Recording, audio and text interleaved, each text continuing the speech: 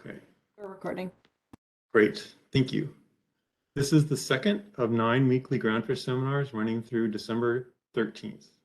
Since we are all doing the seminar remotely, the speaker will use an electronic pointer or be descriptive when indicating specific points on the slides.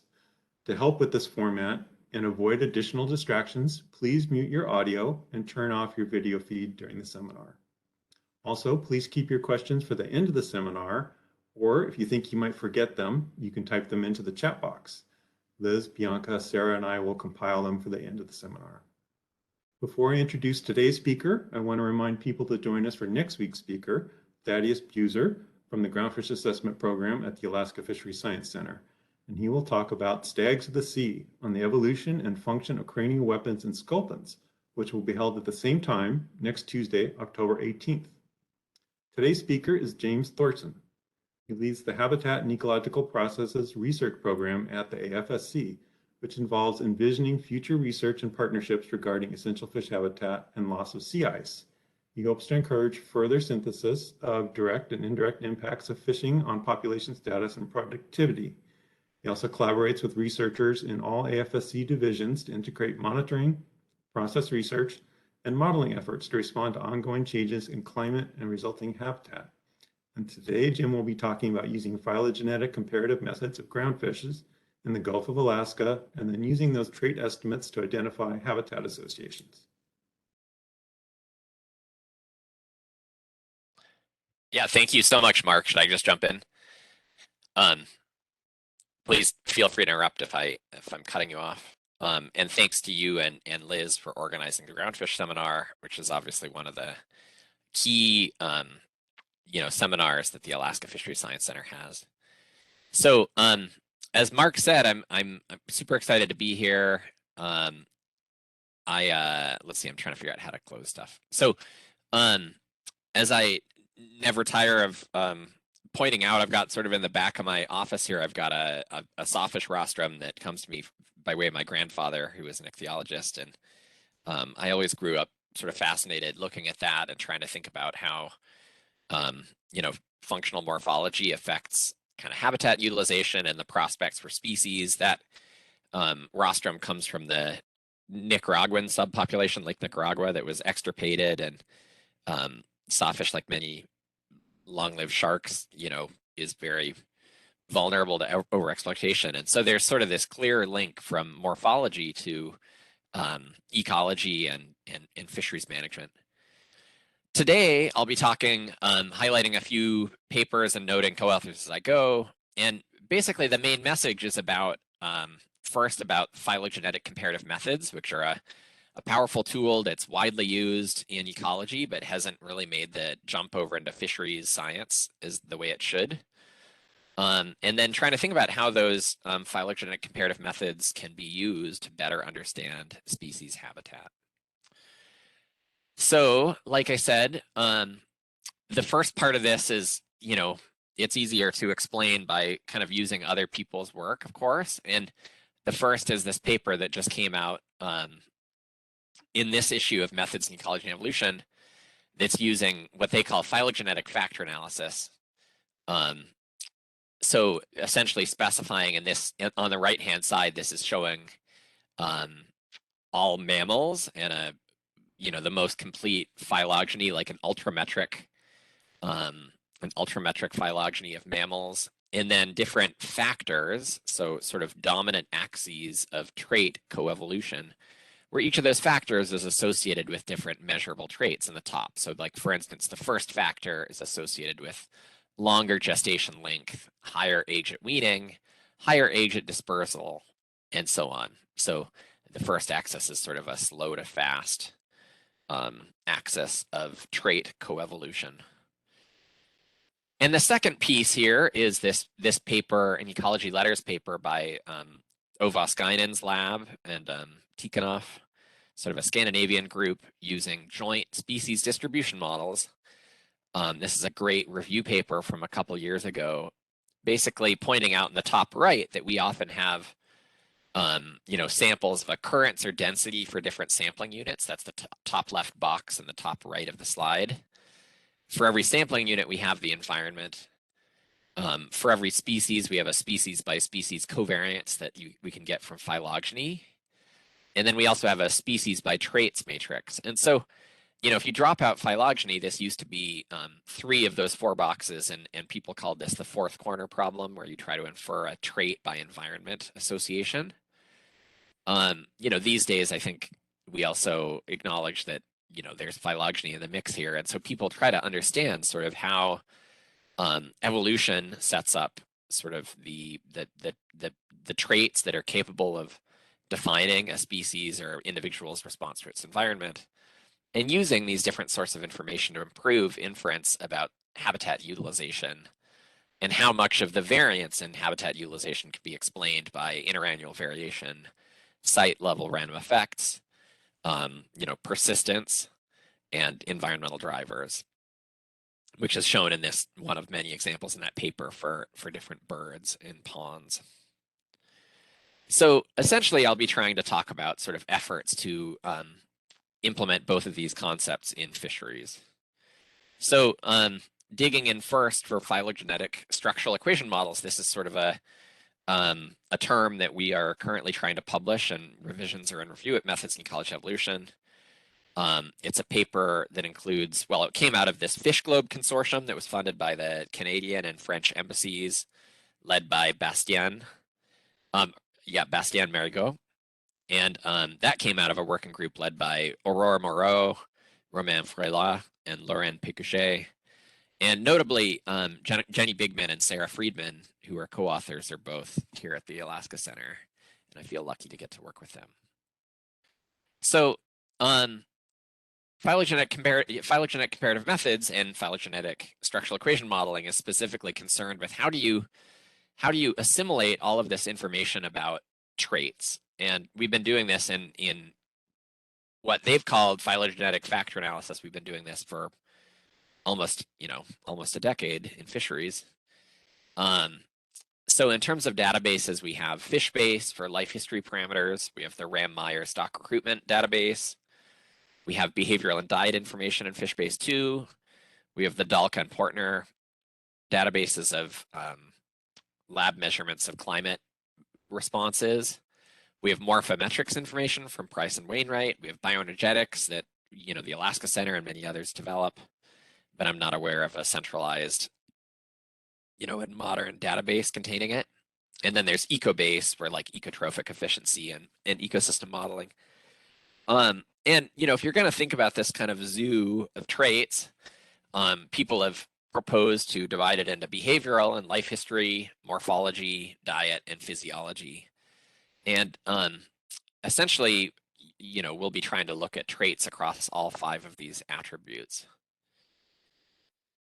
So in version 1 of Fish Lice that came out of earlier sort of hierarchical and phylogenetic methods, but it was the first that used phylogenetic factor analysis that I'm aware of. We brought in all of FishBase information and used taxonomy to build and to approximate a phylogenetic tree.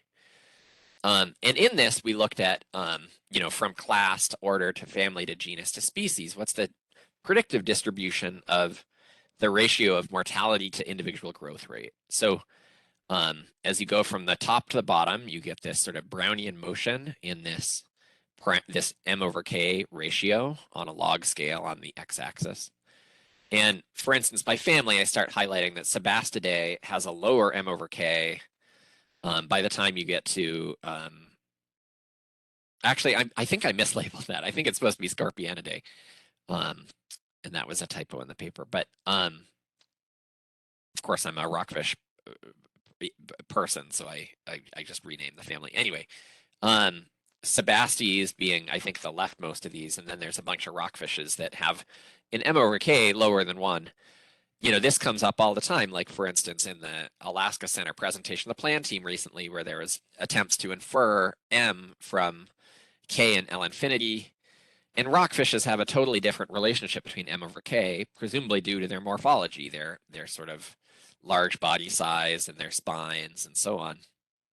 And so this was a big deal for me because I had published a previous meta-analysis using stock assessment models off the West Coast developing sort of a predictive distribution for every stock assessment and fitting an M over K. And for those West Coast rockfishes, the average ratio of M over K is about 1.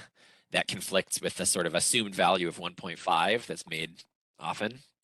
And so this sort of phylogenetic factor analysis gave some intuition about why, corroboration that rockfishes are different than other species. In Fishbase version 2, we added the RAM legacy stock recruit database, and for instance, can do the same Brownian motion model on steepness. Steepness is technically derived from the exchangeable parameter, which is the lifetime spawners per spawner. And then using this Mengel approximation for FMSY over M. So this is how you calculate a reference point for fishing mortality at maximum sustainable yield. That's sort of derived directly from steepness, the steepness of the stock recruit function. And so if you fit a Brownian motion model on steepness, you can again see that Scorpionidae, Sebastes, or a bunch of rockfishes typically have lower steepness, at least in the original RAM legacy database, than other taxa. And so again, this is sort of a phylogenetic factor analysis model, and both of the references are on the left. So the goal of in FishGlobe was there were 3 goals. One was to include categorical traits. So a lot of habitat, reproductive, behavioral, and spawning traits are classified as categories, not as continuous values. I've gotten a lot of feedback about fish life where people want to understand what's happening in the predictions. They don't just want a model, a black box model. They want to understand what trait is driving what trait and why a species is predicted to have the value it does. And to do that, I've wanted to replace correlations with regression slopes to make it look more like a regression model that people are familiar with. And then I've also wanted to improve parsimony. So these as the recent sort of terminology about phylogenetic factor analysis that came somewhat after fish life, as that literature has pointed out, these phylogenetic factor models have a lot of parameters. And so it becomes really hard to fit 30 traits or 50 traits or 80 traits, to actually get the full range of trait values imputed for all fish. And so we want to make a more parsimonious phylogenetic trait imputation method so that we can bring in, like, for instance, ecosystem traits. So in terms of categorical traits, there's going to be some equations here.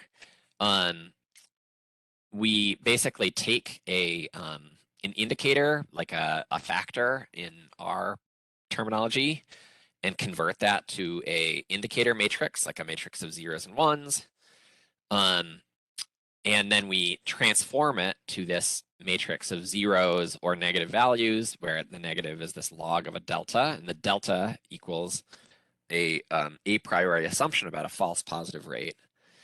And basically the model can fit those exactly, and it ends up being like a Brownian bridge where it has uncertainty as you go from, if you have a measurement for a species, it predicts your data exactly. But if you go to the genus, it has an increasing variance. If you have a species with no data, it predicts off the predictive distribution. Yeah. So, that's a bit like for instance, an Ives model for a continuous time Markov chain for traits. This instead is sort of assuming a false positive rate and makes it computationally much faster than, and more like a generalized linear model than the previous kind of categorical methods, either that Felsenstein or Ives have developed.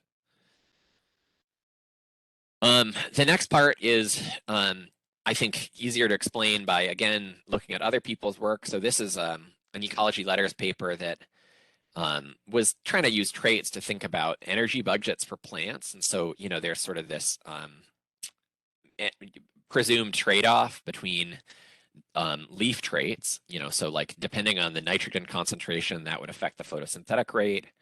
I think the idea is that there's higher nitrogen in thicker leaves, and that thick leaves might have a longer lifespan. And so there's sort of 3 different, this guy Shipley originally developed 3 different sort of, quote, intuitive models for how, in this case, leaf mass per area being might drive nitrogen concentration and might drive photosynthetic rate, might drive lifespan, or alternatively, you might think a different set of causal assumptions that there's sort of an exogenous covariance between leaf mass and nutrient nitrogen, like desert plants having higher for both of them, those together driving photosynthetic rate, and then that driving leaf lifespan. So both of these are admissible kind of causal assumptions about evolutionary trade-offs.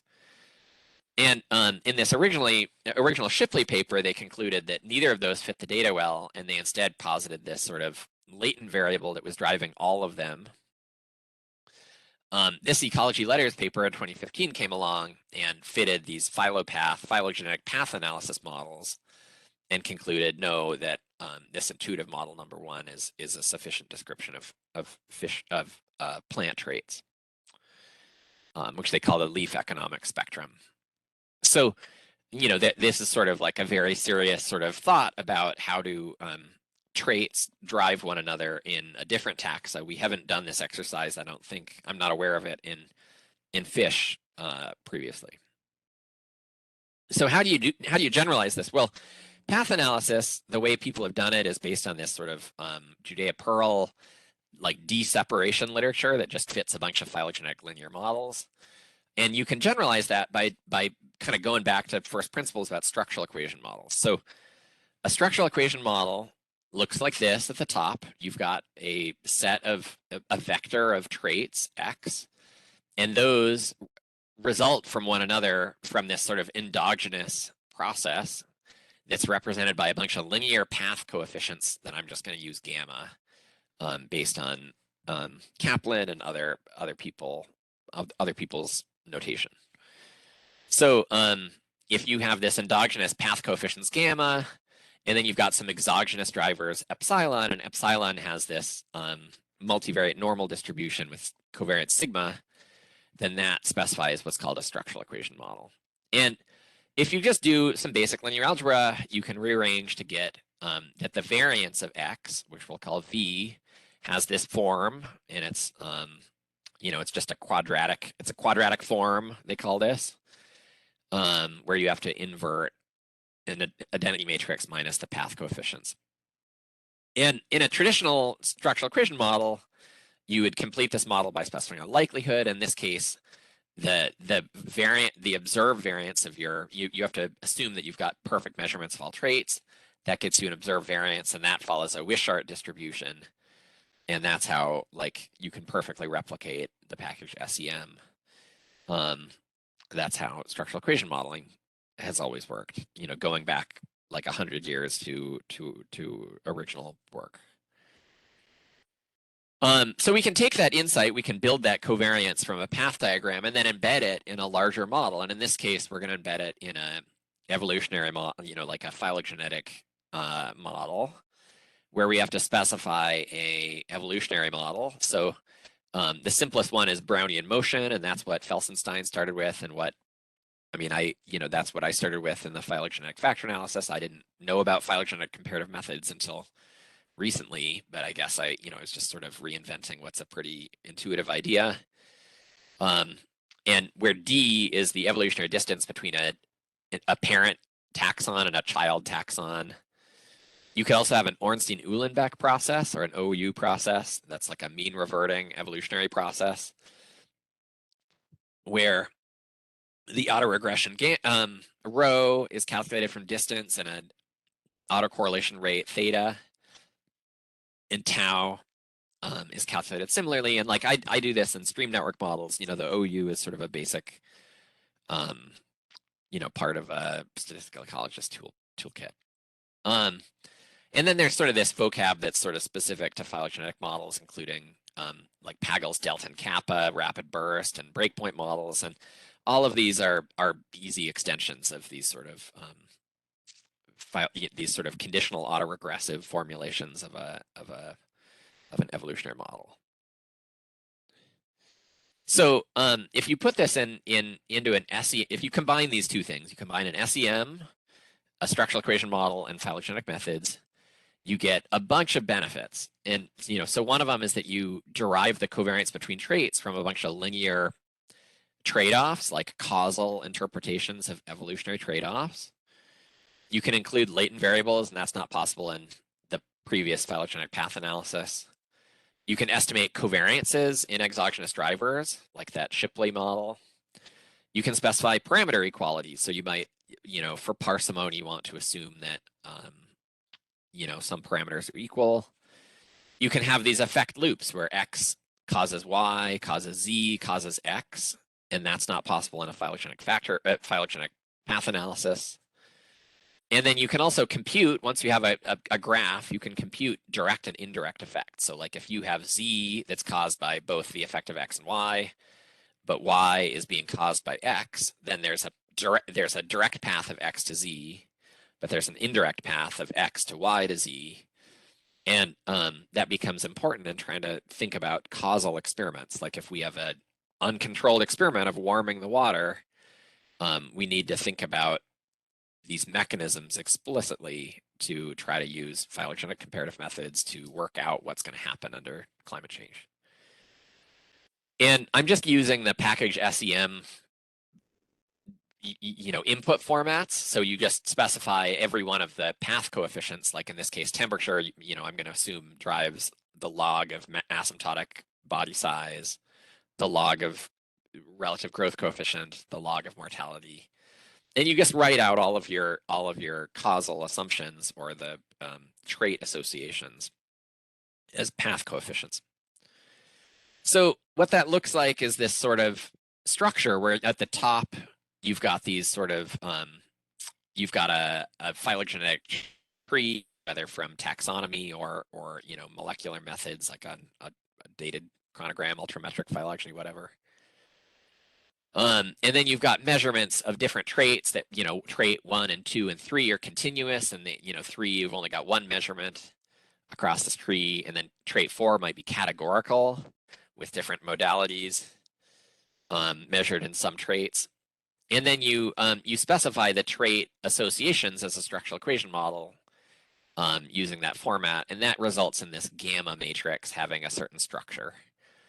And this might in particular, be a set of causal assumptions about how temperature and body size plays out in fish or in birds, and it results in this gamma matrix and then a resulting trait covariance. And with that trait covariance and the tree, you can estimate all of those path coefficients and then impute all the missing values across your whole tree, including ancestors. And that's basically how you can kind of merge phylogenetic inference and imputation. So, to prove that we know what we're doing, we do a simulation experiment. And in this case, we're going to simulate sort of a phylogenetic linear model where we've got a covariate that undergoes Brownian motion. We've got a exogenous driver that also follows a Brownian motion model with a simulated tree. And we fit a linear model, a phylogenetic linear model, or a phylogenetic structural equation model under 2 scenarios, either complete data or 60% of data missing. And if we do that, we simulated a true slope of 1.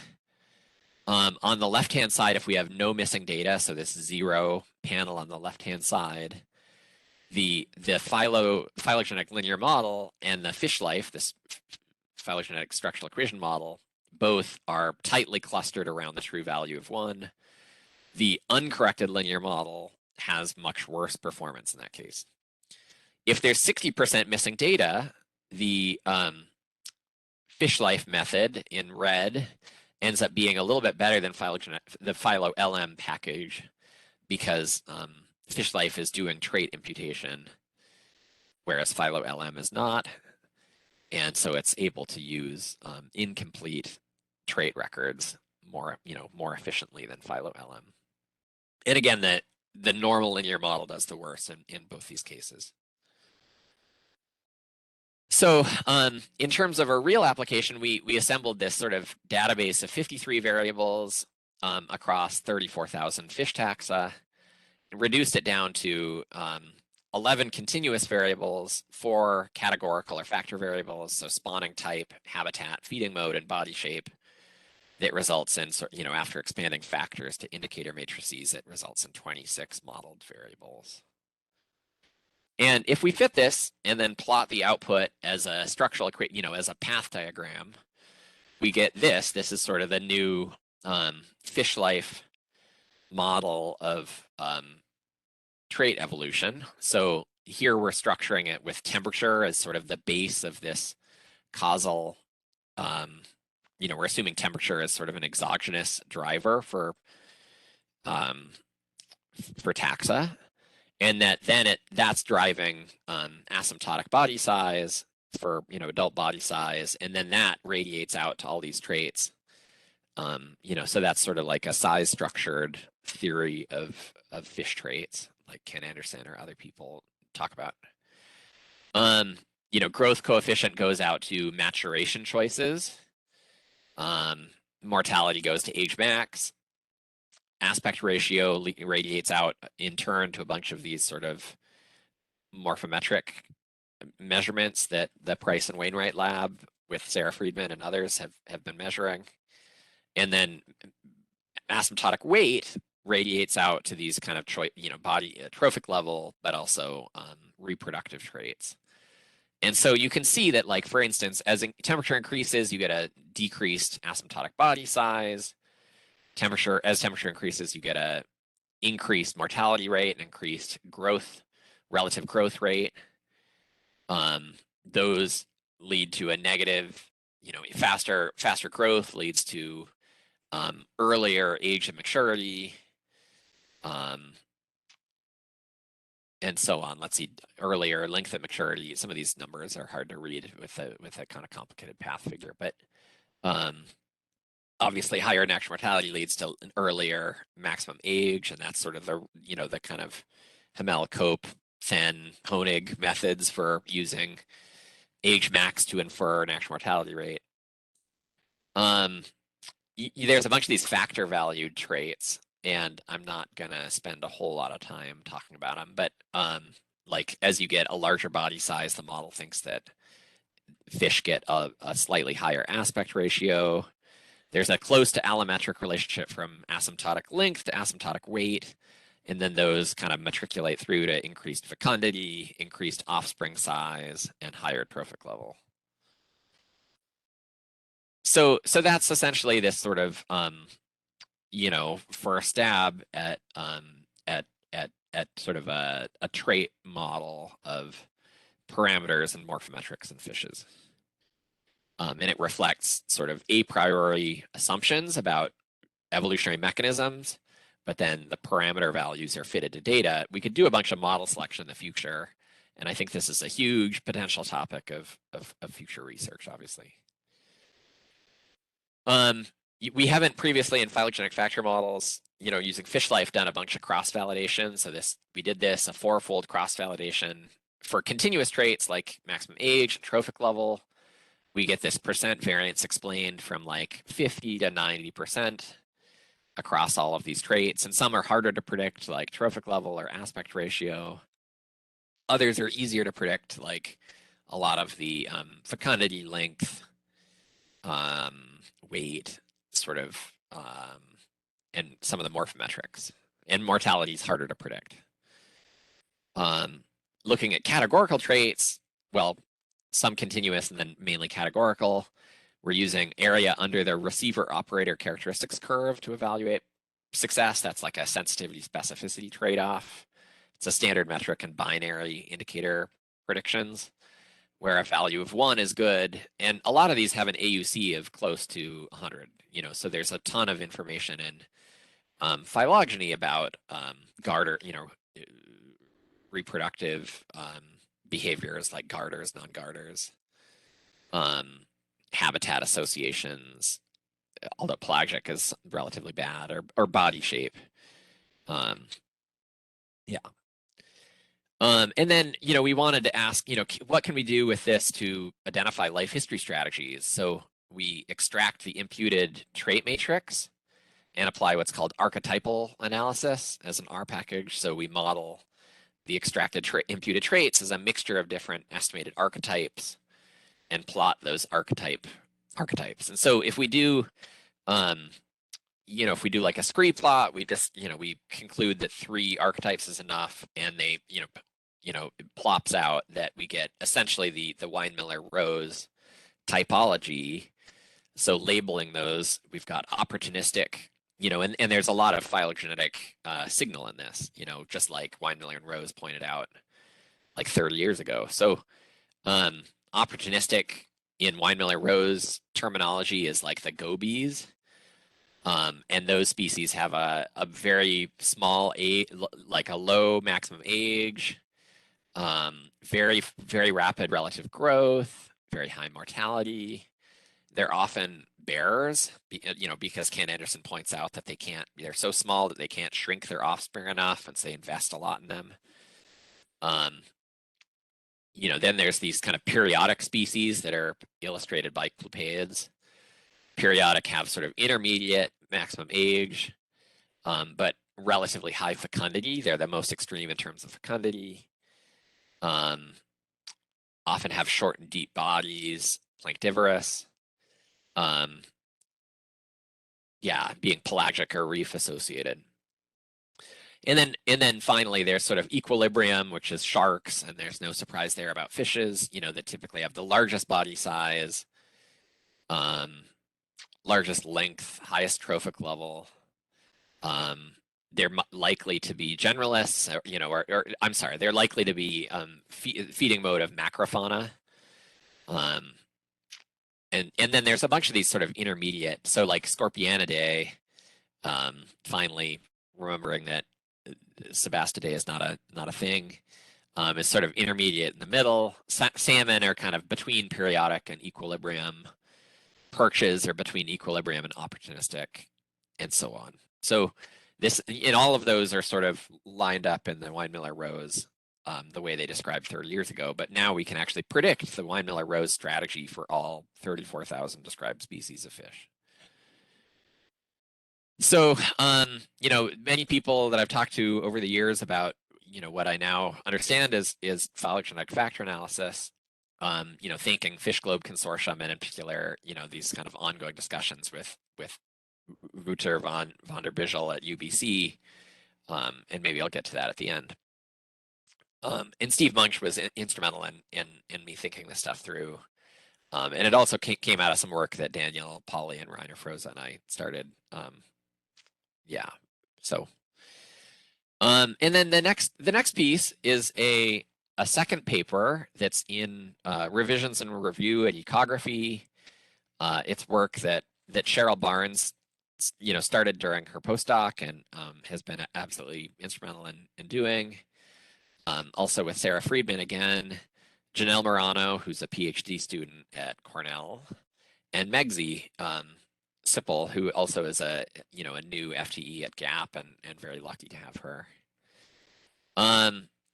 So this one's called Spatially Varying Coefficient Models Can Improve Ecological Inferences from Species Distribution Models. So it's sort of a best practice, it's a good practices guide about spatially varying coefficients. And so taking another kind of step back to methods before we talk about the ecological interpretation, we have a generalized linear model where you have a link function here. I'm just showing a log link, and the log link linear predictor on the right-hand side of that top equation, and then you specify a response distribution that data are hypothesized to follow some distribution based on that linear predictor.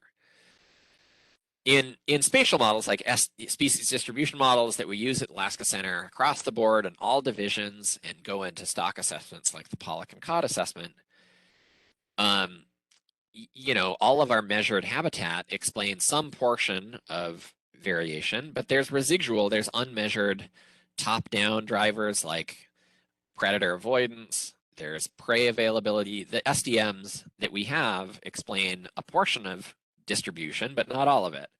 And so there's this spatially variant, the residual processes that are unmodeled are themselves spatially correlated. And there's sort of endogenous dynamics that cause spatial correlations. And so both of these cause residuals to be spatially correlated. And you can sop those up and condition on those by doing the spatially varying intercept models. You take the intercept alpha and make it vary by space, like as a Gaussian process. Ideally as a Gaussian process, but in GAMS often as a spline that I don't think works as well. So we do a lot of these spatially varying intercept models, and that's like how we do essential fish habitat. And model-based index creation for stock assessment. We also, alternatively, what we don't do very much is these spatially varying slope models. So we could instead start exploring these cases where the response to a covariate itself varies spatially, and you can do that in the package MGCV using this this by term. So it's easy to do in MGCV or other packages, but I'll be doing the remainder of this stuff in FAST because I trust the smoothers more than the smoother options that are available in MGCV. So there's sort of 7 questions that I think ecologists typically face that can be addressed with spatially varying coefficient models. So, for instance, like do regional indices like the PDO or the, Arctic oscillation, how do they affect local densities?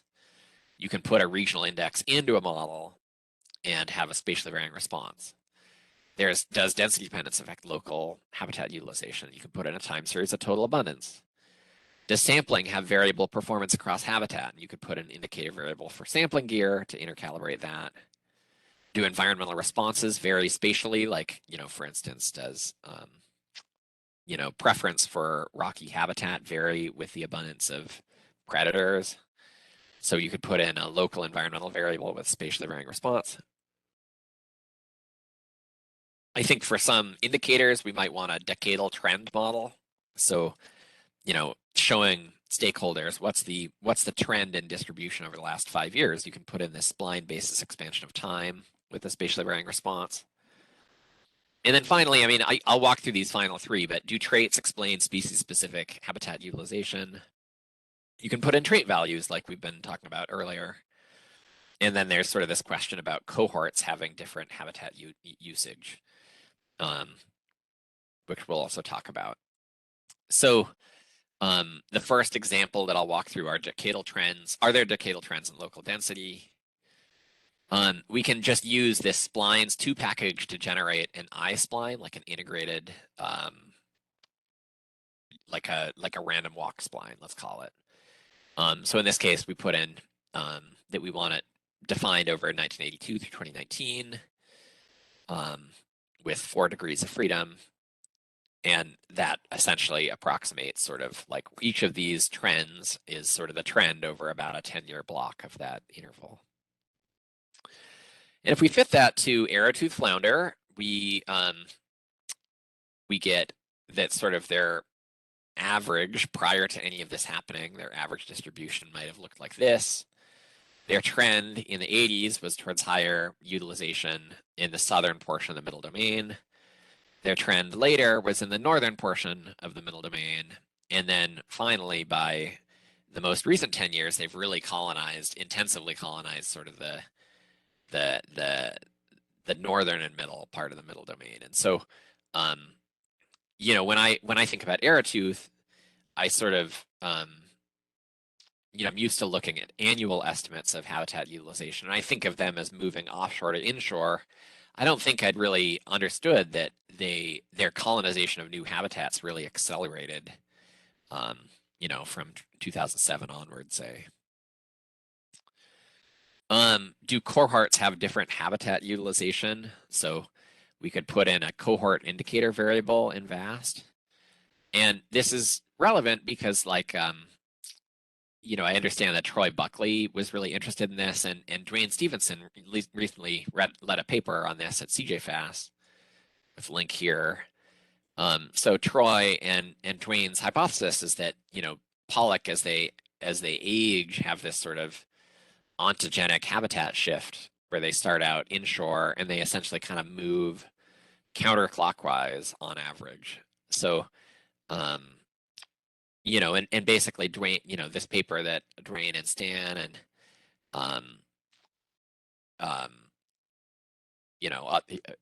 we all collaborated on, we, after controlling for age effects, we identified sort of a significant cohort effect. But I was sort of interested during that and trying to visualize that cohort effect, and it was sort of too far, too big of a leap from the sort of analysis we'd already been doing. But we started estimating this in VAST, and so let's see, I can't actually see on my screen the top row. It's obscured by the sort of share panel, but oh yeah, there we go. Okay, so it just moved. So the 81 cohort is sort of has distinct habitat utilization towards the southern outer domain. The 96 cohort has sort of more of the a persistent signal in the kind of northern middle domain. And then by the time you get to 2015 cohort, there's estimated to be this really hot spot that it kind of relative to other cohorts and age effects tends to prefer this sort of northern portion of the eastern Bering Sea. So, we've kind of independent lines of evidence that these cohort effects matter for pollock, and it's relevant because cohort effects can be forecasted. This is what Jimmy and Ellie and Cole do in their assessments, is forecast. I think Cole does this, is forecast cohort effects and weighted age. In this case, we could forecast cohort effects for habitat utilization, and that would potentially give us some skill in short-term forecasting of like predator-prey overlap for use in something like ACLIMB or something else that's more focused on short-term kind of tactical spatial management. Then finally, this sort of do traits explain species-specific distribution. This is a super long walk for a short drink, but again, kind of knowing that we've got these sort of trait estimates for all taxa, 34,000 fish, we can just extract out 16 taxa from the Gulf of Alaska, and each of them is estimated to have its own distinct habitat utilization, but across them we also share these sort of trait effects and visualize the estimated values here. So that, these hierarchical models like VAST have sort of a shrinkage or regularization, and it's sort of penalizing out of the model the trophic level term. So trophic level is not thought to have any effect for these kind of major dominant kind of ground fishes in the Gulf of Alaska. But age max does seem to have the signal where species with higher maximum age tend to have higher density off the shelf break going into deeper waters. A higher temperature is associated with higher densities for species that are warm water associated, and the opposite for cold water associated. So, as you get to the passes, you tend to transition to a more cold water community, is what it's saying. And then similarly, maximum length has, longer bodied species tend to have higher density in these areas in the central and then into the western Gulf of Alaska. So that's sort of the this sort of trait by space association, getting back to that original question of how do traits modulate habitat utilization. This is sort of the sort of initial estimate for the Gulf of Alaska. I certainly don't think this is the final word for anything, but it's sort of a proof of concept that we can do these sort of trait by space maps to better understand how traits modulate species responses to their environment. So, thanks to handling editor Ecography, 3 anonymous reviewers, Stan and Dwayne for the cohort analysis discussions that led to this, Stan and Eric for technical reviews, and then again, the co-authors. So, so where do we go from here? I'm hoping to have some time for questions, but I think one topic is broad adoption of phylogenetic conditional predictions, like phylogenetic comparative methods in general in fisheries. I don't claim to, really understand why ecology as a whole has really used phylogenetic comparative methods a lot, and fisheries in general does not. But I think there's a huge amount to be gained by us adapting phylogenetic comparative methods and phylogenetic trait imputation. And then the next is basically evaluating impacts for data poor distributional studies. So we've got a lot of data poor species. We do data poor stock assessments for those, but data poor kind of habitat assessment, data poor SDMs is, something that we'll need to, I think, grow as a field. So I've really only got an answer for the first, kind of initial work on the first of these. And so the second one will just be left as sort of a topic that I'd love to discuss after the talk. For the first one, and I might, if I have time and there's no questions, I might share a little bit of code for sort of the follow-up. So all the stuff I showed is using fish life, this sort of third update of fish life. And at this point, it's a very, it's a bit like VAST. It's sort of been designed as a Swiss Army knife to do a lot of stuff. And as I've learned from SDM-TMB, some users don't want as many features. They just want a simplified interface. And so, the goal is to develop this sort of simplified interface, Philo-SEM. It basically has two kind of core logical functions and then a bunch of coerce statements. And it's a fast and simple R package for phylogenetic inference. We're kind of preparing this as an application notes for bioinformatics. Me and this postdoc, Wouter at UBC. So again, the input format is a tree with ape and a structural equation model using SEM. The output can then be coerced to a Phylo path or a Phylo LEM or a Phylo 4D or an SEM object and plotted using those. And so on the right-hand side, this is just using PhyloPath, has this loaded dataset Rhino that has a bunch of traits. And in this case, I'm specifying a model where I forget even what these codes mean. DD leads to RS, BM leads to LS, BM leads to NL, and NL leads to DT. And so these are all the arrows, these kind of one-sided arrows that are then plotted after converting it to a fitted DAG, which is this object from PhyloPath. So it's as simple to run as a Phylo LM or like a linear model in R. And thinking about Phylo SM, and this is true of FishLife too, it's sort of the only package that would have sort of this set of 5 desiderata, 5 sort of useful features. So, like Phylo-SEM and SEM both can include latent variables, but R phylopars and PhyloPath and Phylo-LM can't. Predicting traits conditional upon phylogenetic information, Phylo-SEM and R phylopars do that. A bunch of these use estimate regression coefficients as slope parameters, but PhyloPars doesn't. And then 3 of these estimate multiple dependencies using a path diagram, so can like have indirect and direct effects. And so yeah, Phylo-SEM would be the first to do this. It also is comparable in speed to any of these other specialized packages.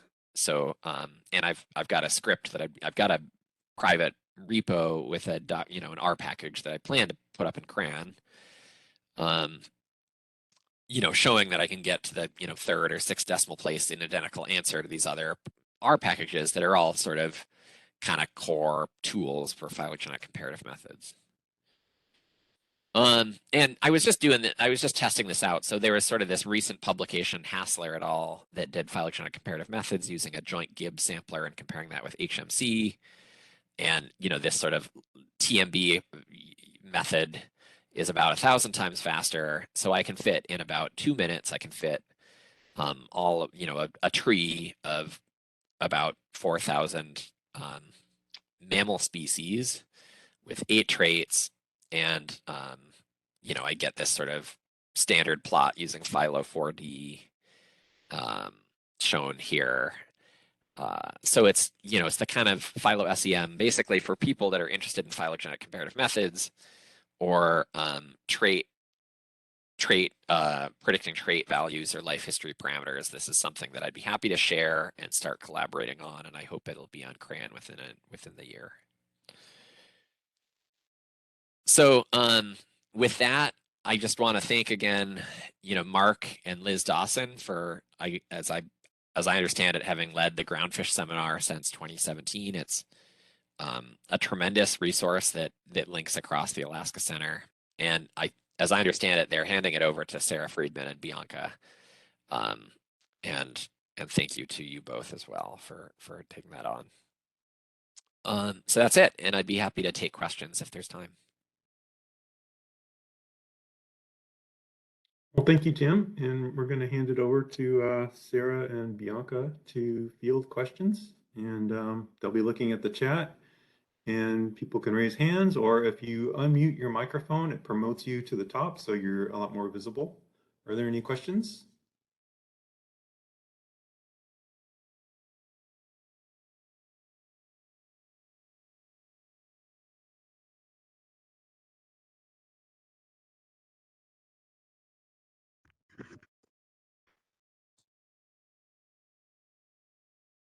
Hey, Jim, why don't I ask you a question? You ready? Can you hear me? Yeah, I can hear you great. Great. Very interesting stuff. So my question is pretty broad. Do you have all the data you need? And if not, what would you prioritize to help you? So 100%, I'd say that's the biggest effort, and I would love to collaborate on that. So people at the Alaska Center know that I've been really hassling a variety of groups about trying to figure out what we have. Like for instance, we have a chemistry group, Rika, that has a wealth of bioenergetic information that Kirsten Holzman has sort of standardized and uses to parameterize trophic models.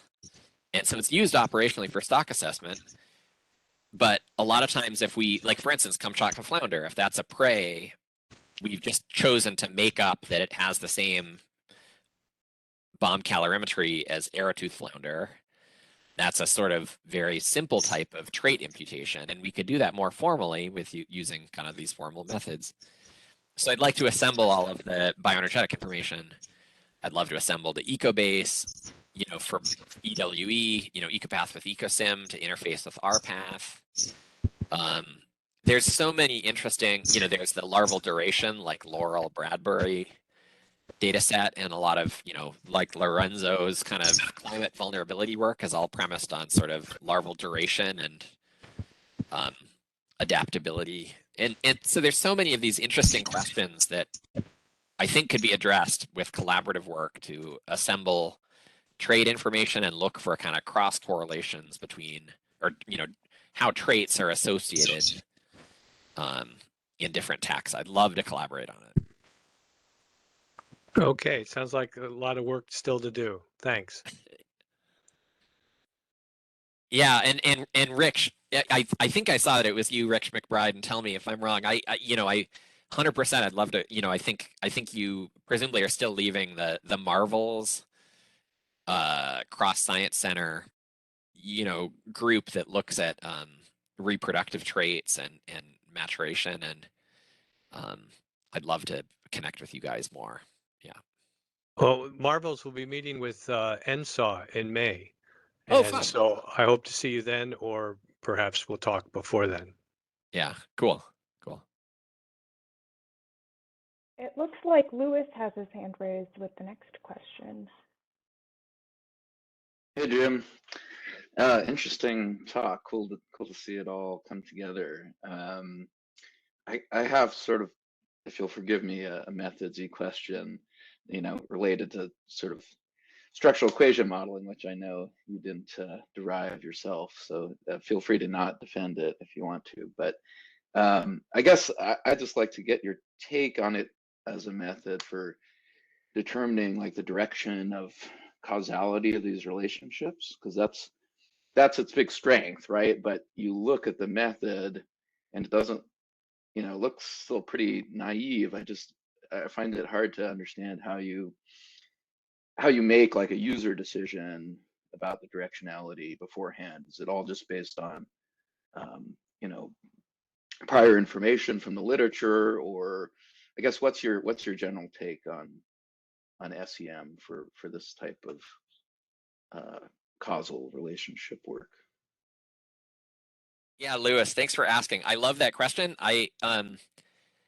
Yeah, I mean, I've talked with different people about it, and like I'm not the only, you and I are not the only people confused about how much to lean into the causal interpretation. So like, I think it was in methods this issue that there was a Tony Ives like perspective about random effects, and he ends with sort of like a paragraph about like basically about causality and structural equation models, and he, like a lot of people are like, hey, there's this whole literature on identifying causality from observational data, like we should look into it. I have a friend Sergi who actually used a bunch of experiments with Facebook, data experiments on people on Facebook, and all of the kind of machine learning causality detection methods fall over. I'm kind of skeptical about trying to have a real causal interpretation of the output of SEM. And so instead, I kind of, the way I want to write it up is like, either it's pragmatic, like there's sort of this whole thing, like Owen Hamel and Jason Cope have these sort of longevity to predicting M, but if you're missing longevity, you predict it from M and K. And so you could get that sort of predictive behavior with a particular structure of a SEM, where M over K drive longevity and that drives M. And that means that there's the partial correlation is zero. It's all, the in SEM lit, the longevity is the blocking variable. And so you can get these sort of predictive, you can get this model predictive behavior you want with a certain path diagram without endorsing it as a causal model. And then the other reason is like, like I said, I get emailed, there's this group in Australia that's gotten in a big tiff about the steepness predictions from fish life that are kind of low for a taxa. And I forget which species it is now, actually, but there's like, stakeholders that are emailing me. And, in fish life, which is the same structure, it's phylogenetic trait imputation, it's similar to our phylopars, you get this covariance matrix, but it's really hard to understand why it's predicting something. And so if we pretend, if we use a path diagram, we can interpret what the model's doing better. But again, I think we can do that without endorsing the kind of causal interpretation. So I guess in the talk, I tried to note the causal interpretation because I think there are cases where we have long-term evolutionary experiments or other real evidence about some of those paths, and we could even use the SEM framework to fix some of those coefficients at an experimental value and then partial that out and then estimate parameters conditional on that. So I think I don't think it's like a waste of time to think about it, but I'm pretty skeptical too about the causal interpretation. Great, makes sense. I'm just trying to make sure that I'm not missing the magic or something. You get this great benefit for basically giving up nothing.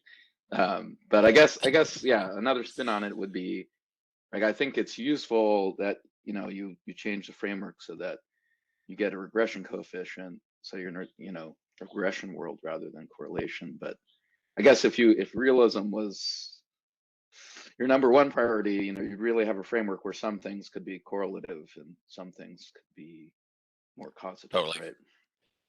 Yeah, I mean, I thought with some people about like the sibling experiments and stuff where you could fix some of the coefficients, and it's like there's some kind of scaling stuff that I don't fully trust in that either. Scaling from couple generation to kind of ecological settings, and the other setting about SCMs is I want to put them in VAST, and we've got sort of experimental studies with like fake corals, like in the Caribbean, people put out cement blocks and see how that affects densities, and you could, there's sort of a bi-directional thing of like structure to density and density to structure, and if you could experimentally estimate one of those, you could use it to back out the other one. So I mean, I'm kind of like hopeful that it'll yield something causal in the next decade from somebody doing a clever experiment. But yeah, I definitely try not to like overhype that side.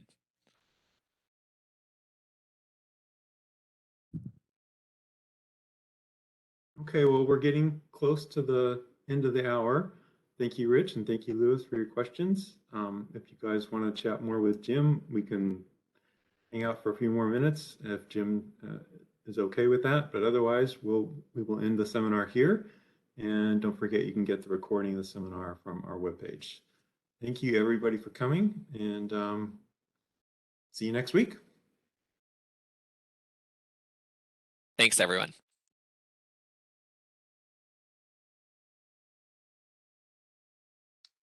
And Sarah and Bianca, did you see any other people indicating they wanted to ask questions? Or okay. Nope. Nope. Okay, cool. Well, we're ending on time. Thank you, everybody. Thank you. Thanks, Jim. Oh yes, thank you, Jim.